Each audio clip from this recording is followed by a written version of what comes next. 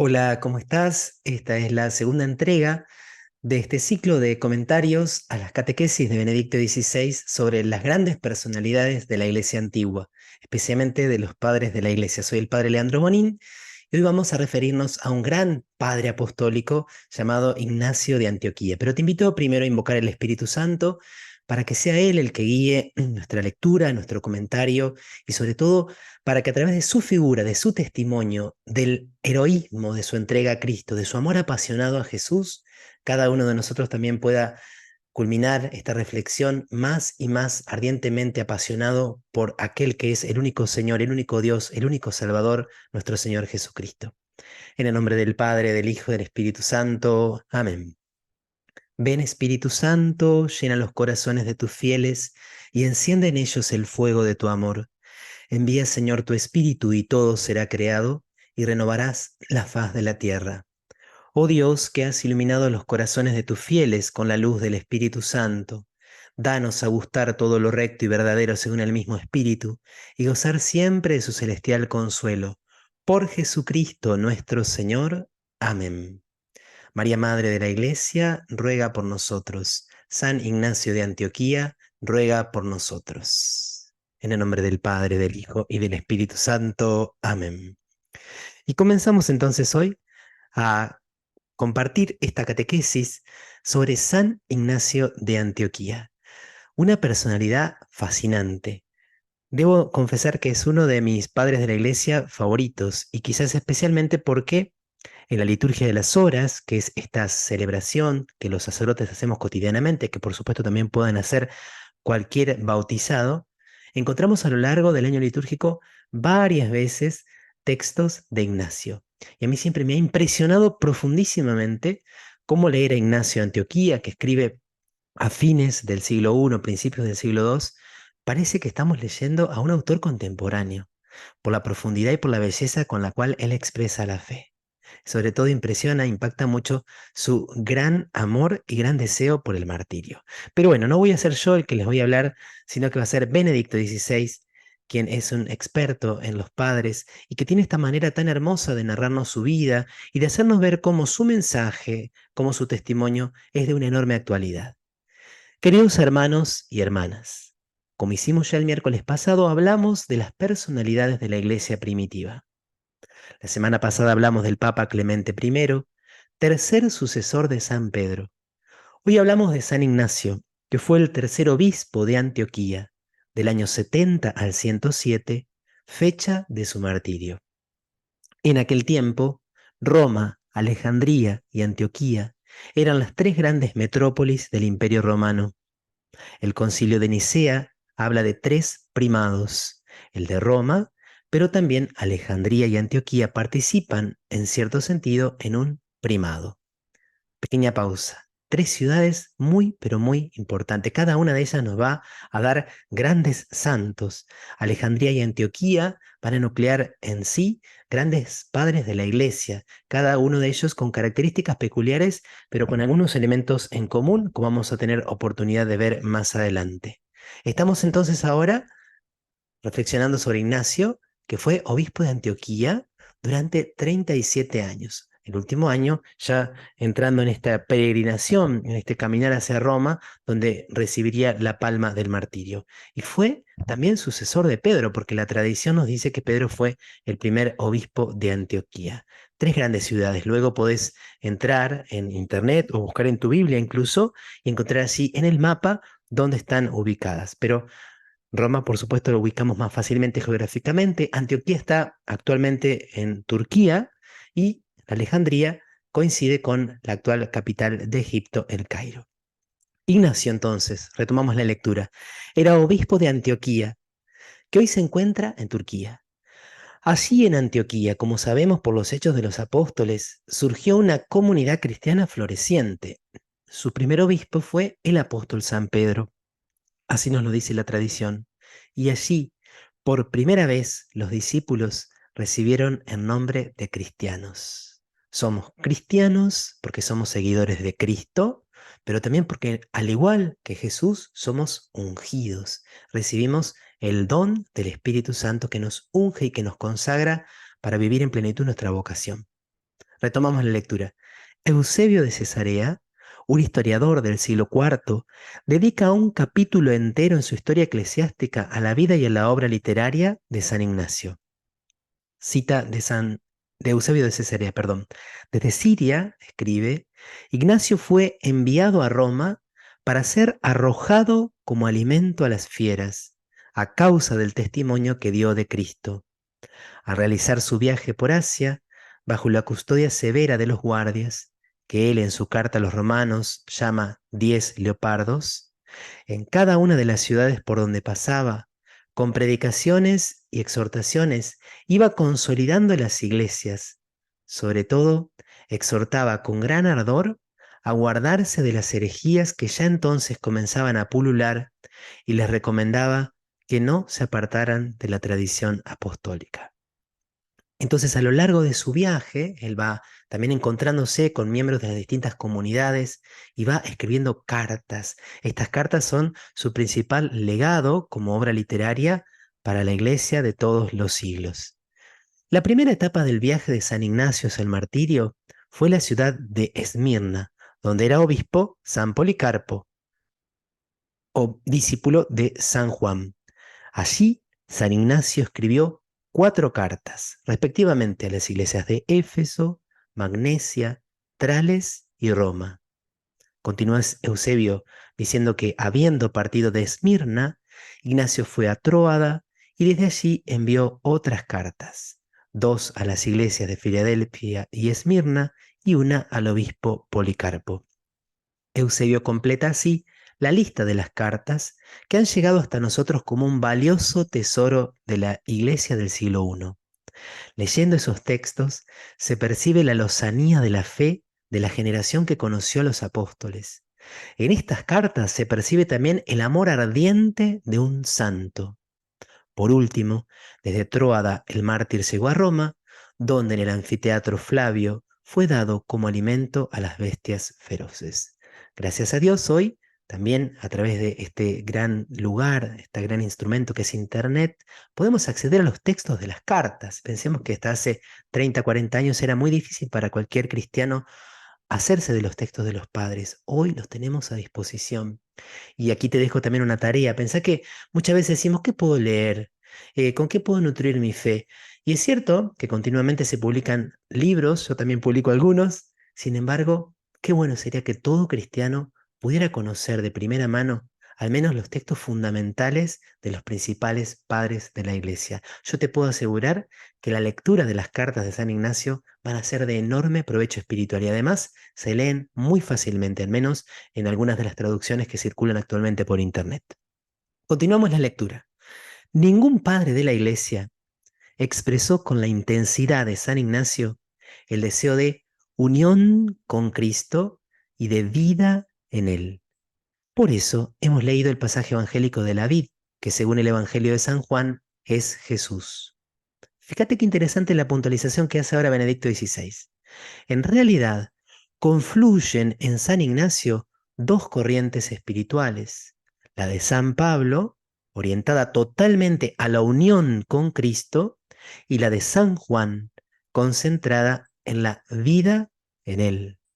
A su vez, estas 2 corrientes desembocan en la imitación de Cristo, al que San Ignacio proclama muchas veces como mi Dios o nuestro Dios. Estamos fines del siglo I, inicios del siglo II.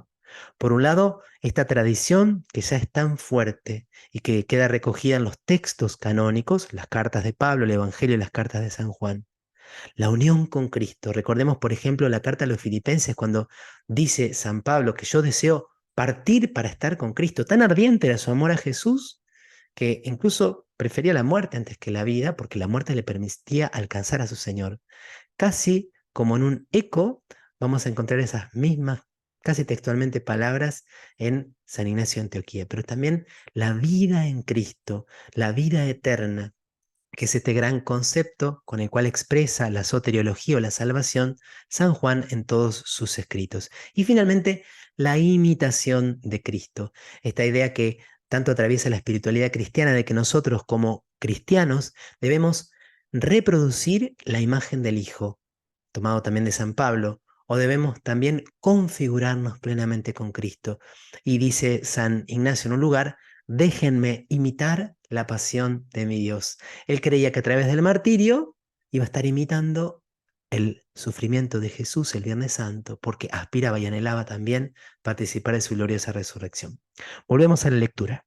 Así San Ignacio suplica a los cristianos de Roma que no impidan su martirio, porque está impaciente por unirse a Jesucristo. Y explica, para mí es mejor morir en eis Jesucristo, eis sería la preposición en griego, hacia Jesucristo se podría llegar a traducir, que ser rey de los términos de la tierra. Quiero a aquel que murió por nosotros. Quiero a aquel que resucitó por nosotros. Permitidme ser imitador de la pasión de mi Dios. Carta a los Romanos. En esas expresiones ardientes de amor se puede percibir el notable realismo cristológico típico de la iglesia de Antioquía, muy atento a la encarnación del Hijo de Dios y a su humanidad verdadera y concreta. Jesucristo, escribe San Ignacio a los cristianos de Esmirna, es realmente del linaje de David, realmente nació de una virgen, realmente fue clavado en la cruz por nosotros. Subrayaba antes la catequesis que él combatió los errores, las herejías incipientes que ya se estaban dando dentro de la iglesia. Sabemos que una de las más fuertes en el siglo I fue la herejía del docetismo. ¿Y qué afirmaba el docetismo? Que en realidad Dios no se había hecho hombre, que la encarnación había sido solamente ficticia, aparente, do que se significa justamente apariencia. Por eso va a insistir en que Jesucristo nació realmente de la Virgen y es realmente del linaje de David. Jesús no es una leyenda, ni siquiera es un mito. Jesús es el Verbo de Dios hecho realmente carne, uno como nosotros, igual a nosotros en todo, menos en el pecado. La irresistible orientación de San Ignacio hacia la unión con Cristo fundamenta una auténtica mística de la unidad. Aquí pasamos a otro tema. Desde la unión con Cristo, una unión que en primer momento parece personal, individual, muy fuertemente personal, da lugar a una visión maravillosa de la unidad. Primero, el misterio de Dios como unidad y luego la unidad de la Iglesia, que es consecuencia de este modo de ser divino. Él mismo se define un hombre al que ha sido encomendada la tarea de la unidad. Para San Ignacio la unidad es, ante todo, una prerrogativa de Dios, que existiendo en tres personas es uno en absoluta unidad. A menudo repite que Dios es unidad y que solo en Dios esa unidad se encuentra en estado puro y originario. La unidad que los cristianos debemos realizar en esta tierra no es más que una imitación lo más cercana posible del arquetipo divino. Qué importante esta afirmación, porque también nosotros, cristianos del siglo XXI, somos invitados a vivir y a sostener la unidad en la iglesia, en este cuerpo que formamos, en este pueblo de Dios. Pero no es una unidad meramente sociológica, ni es una unidad que se construye solo con el esfuerzo humano, ni principalmente con el esfuerzo humano, aunque por supuesto nosotros tenemos que cooperar. Esta unidad es fruto de la gracia y es imitación y visibilización de la unidad que existe entre las divinas personas. Y cuando se pierde ese fundamento sobrenatural, trinitario, teológico de la unidad, es muy, pero muy difícil que pueda haber verdadera, auténtica y perdurable unidad en la Iglesia. Continuamos la lectura. De este modo, San Ignacio llega a elaborar una visión de la Iglesia que contiene algunas expresiones muy semejantes a las de la carta a los Corintios de San Clemente Romano. Conviene, escribe por ejemplo a los cristianos de Éfeso, que tengáis un mismo sentir con vuestro obispo, que es justamente cosa que ya hacéis. En efecto, vuestro colegio de presbíteros, digno del nombre que lleva, digno de Dios, está tan armoniosamente concertado con su obispo como las cuerdas con la lira. Por eso, con vuestra concordia y con vuestro amor sinfónico, cantáis a Jesucristo. Así vosotros cantáis a una en coro, para que en la sinfonía de la concordia, después de haber cogido el tono de Dios en la unidad, cantéis con una sola voz. La metáfora es espléndida y está muy bien expresada. Fíjense que el tono lo da Dios.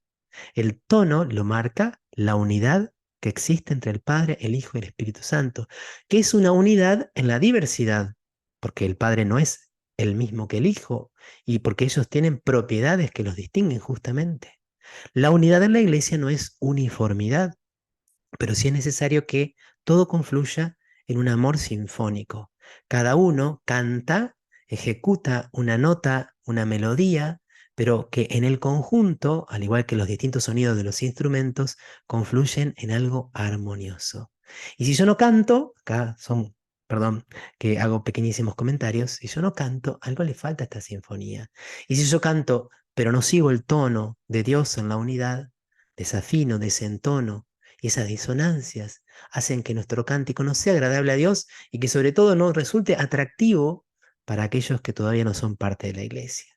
Qué importante la unión con el obispo, los presbíteros con el obispo y todos en la misma sintonía. Este texto se usa, por supuesto, muchas veces para los retiros de los sacerdotes, porque es tan importante que los sacerdotes estemos unidos al obispo, sabiendo que somos diferentes, sabiendo que llevamos nuestra humanidad, pero que hay un principio superior que nos coordina, que nos hace ser uno.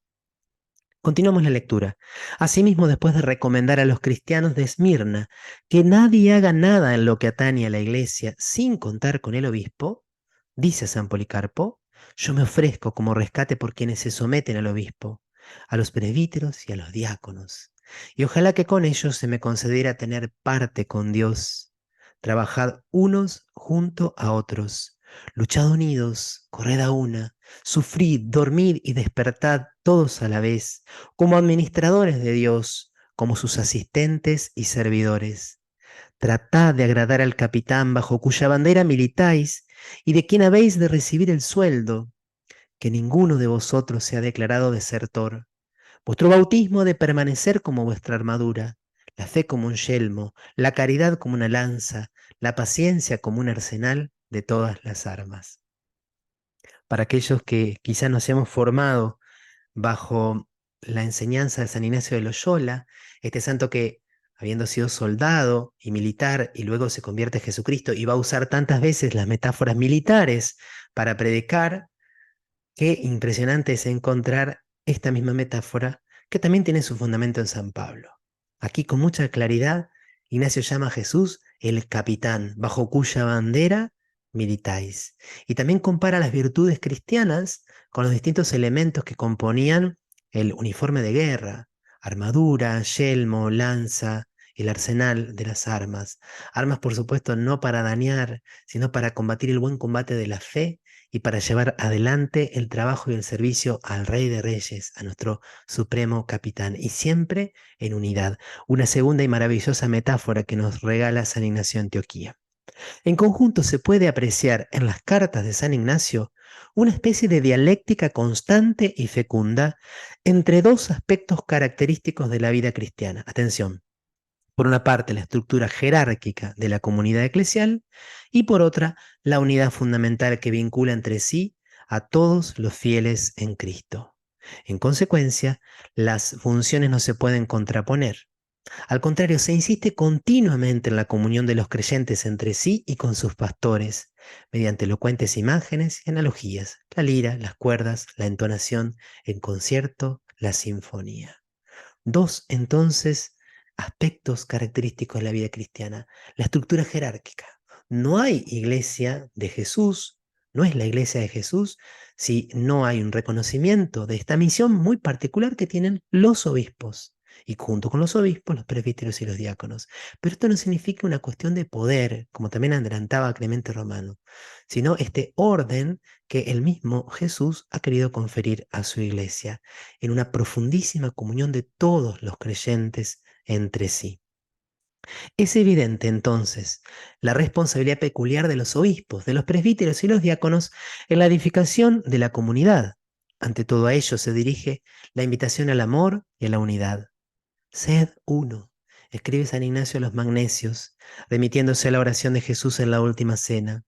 Una sola oración, una sola mente, una sola esperanza en el amor. Corred todos a una a Jesucristo como al único templo de Dios, como al único altar. Él es uno y procediendo del único Padre, ha permanecido unido a Él y a Él ha vuelto en la unidad. Una sola oración, una sola mente, una sola esperanza. Qué bien nos hacen escuchar estas palabras y cuánto necesitamos la gracia de la unidad. Unidad en la iglesia, pequeños grupos, movimientos, parroquias, diócesis, la unidad en la catolicidad, todos los cristianos unidos en una sola fe. Cuidado cuando van surgiendo divisiones, cismas, evidentes o implícitos, diferentes maneras de comprender lo esencial de la fe. Es que no, una sola fe, un solo Señor, un bautismo, decía Pablo, y aquí como haciéndole eco, San Ignacio de Antioquía.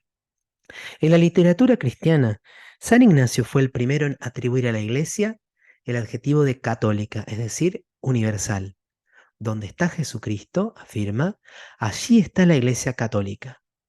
Y precisamente en el servicio de unidad a la Iglesia Católica, la comunidad cristiana de Roma ejerce una especie de primado en el amor.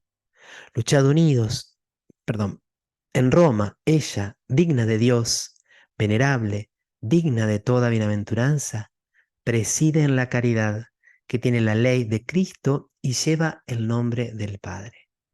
El primer testimonio del primado, del ejercicio del primado de la sede de Roma, lo encontramos en la carta de Clemente a los Corintios. Este, que era obispo de una ciudad, Roma, actúa autoritativamente, escribe con autoridad a una comunidad que no es la suya, pero lo hace con la plena conciencia y responsabilidad. Incluso se disculpa por haberlo hecho demasiado tarde. Esto mismo es corroborado, es reconocido y se verifica en estas expresiones de Ignacio de Antioquía. Roma preside en la caridad. La caridad era uno de los nombres de la iglesia. Preside en la caridad significa preside en la iglesia. Como se puede ver, San Ignacio es verdaderamente el doctor de la unidad. Unidad de Dios y unidad de Cristo, a pesar de las diversas herejías que ya comenzaban a circular y separaban en Cristo la naturaleza humana y la divina. Unidad de la iglesia, unidad de los fieles en la fe y en la caridad, a las que nada se puede anteponer. Esta unidad de Cristo tiene también una gran actualidad porque en la segunda mitad del siglo XX sobre todo se ha dado una suerte de disociación, de partir en dos el misterio de Cristo, el Jesús histórico y el Cristo de la fe. Ignacio, si escuchara estos planteos, diría, ojo con dividir a Cristo, que es uno solo. Cuidado con esta ruptura que tanto mal ha hecho y sigue haciendo en la comprensión auténtica de la fe a muchos cristianos. En definitiva, el realismo de San Ignacio invita a los fieles de ayer y de hoy, nos invita a todos a una síntesis progresiva entre configuración con Cristo, unión con Él, vida en Él y entrega a su iglesia, unidad con el obispo, servicio generoso a la comunidad y al mundo. Es decir, hay que llegar a una síntesis entre comunión de la iglesia en su interior y misión, proclamación del Evangelio a los demás, hasta que una dimensión hable a través de la otra y los creyentes estén cada vez más, cita de Ignacio, en posesión del Espíritu indiviso que es Jesucristo mismo. Qué importante mantener estos dos aspectos bien, pero bien equilibrados. Primero, el aspecto personal y el aspecto comunitario. Configuración con Cristo, mi entrega individual, personal a Jesús, pero también la comprensión de que vivo mi fe con otros en la iglesia, junto al obispo, en comunión con él. Y también esta segunda síntesis y armonía y equilibrio entre la comunión interna de la iglesia y la misión, proclamación del Evangelio hacia los demás. Ni una iglesia encerrada, ni una iglesia que saliendo a evangelizar no viva la unidad hacia su interior. Pidiendo al Señor esta gracia de unidad y con la convicción de presidir en la caridad a toda la iglesia, os expreso a vosotros, dice Benedicto XVI, el mismo deseo con el que concluye la carta de San Ignacio a los cristianos de Trales. Amaos unos a otros con corazón indiviso. Mi espíritu se ofrece en sacrificio por vosotros, no solo ahora, sino también cuando logre alcanzar a Dios. Quiera el Señor que en Él os encontréis sin mancha. Y oremos para que el Señor nos ayude a lograr esta unidad y a encontrarnos al final sin mancha, porque es el amor el que purifica las almas. Ojalá que tanto como a mí te haya gustado conocer un poquitito más la vida la enseñanza fundamental de San Ignacio de Antioquía, especialmente a través de este grandísimo maestro que es Benedicto XVI. Seguí rezando, pidiendo por la unidad de la iglesia. Examínate también. ¿Sos alguien que favorece la unidad en la iglesia o de alguna forma, por el motivo que fuera y en las manifestaciones en que se diera, tal vez hay momentos donde te cuesta ser factor y fermento de unidad? Que también vos, que yo, que todos podamos apasionarnos por Jesucristo, desear unirnos y configurarnos cada vez más a Él, como nos enseñó el gran San Ignacio de Antioquía. Y que Dios te bendiga. San Ignacio de Antioquía ruega por nosotros.